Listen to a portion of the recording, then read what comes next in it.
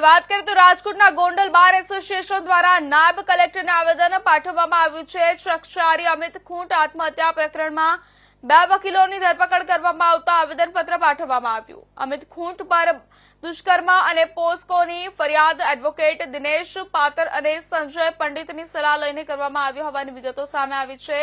આવેદન વકીલ કોઈ અસીલને સલાહ આપે અને માર્ગદર્શન આપે એ કોઈ ગુનો નહીં હોવાની વકીલ મંડળ દ્વારા રજૂઆત છે। ગોંડલ બાર એસોસિએશન દ્વારા આવેદનપત્ર પાઠવીને વકીલોને ન્યાય આપવામાં આવે તેવી માંગ કરી છે। રીબડાના રહીશ અમિતભાઈ ખૂંટ ઉપર બળાત્કારની ફરિયાદ કરવામાં આવી। બળાત્કારની ફરિયાદ થયા પછી અમિતભાઈએ કોઈ કારણોસર આપઘાત કર્યો। આપઘાત કર્યા પછી આ પ્રકરણ ખૂબ જ ચકચાર થયું।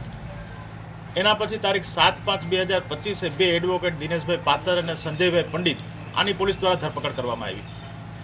પોલીસને રૂબરૂ મળતા પોલીસ તરફથી એવું જણાવવામાં આવ્યું કે આ બે એડવોકેટ છે, આ લોકોએ બળાત્કારની ફરિયાદ કરવામાં ફરિયાદીને મદદ કરી હતી અને એના કારણે આ ગુજરાતના આત્મહત્યા કરવી પડી છે, એટલે એડવોકેટે મદદગારી કરી છે।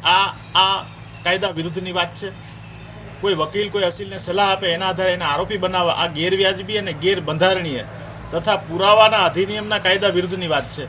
વકીલના હિતના રક્ષણ માટે અમે આજરોજ બધા એડવોકેટો ગોંડલ બાર એસોસિએશનના તમામ એડવોકેટો હાજર રહી ડેપ્યુટી કલેક્ટર સાહેબને આ બાબતે સરકાર સમક્ષ રજૂઆત કરવા માટે લેખિત આવેદનપત્ર આપ્યું છે। બીજી વખત કોઈ એડવોકેટ અને અસીલ વચ્ચેના કોઈ કારણસર અથવા અસીલને કંઈ અન્યાય થયો હોય અથવા બીજા કોઈ કારણોસર અસીલ ફરી જાય તો એનો એડવોકેટને ભોગ ન બનવું પડે, એના માટે મેં આવેદનપત્ર આપ્યા છે, જેથી આ અંગે સરકાર તરફમાં અમારા તરફથી રજૂઆત કરવામાં આવે અને યોગ્ય કાર્યવાહી કરી અમને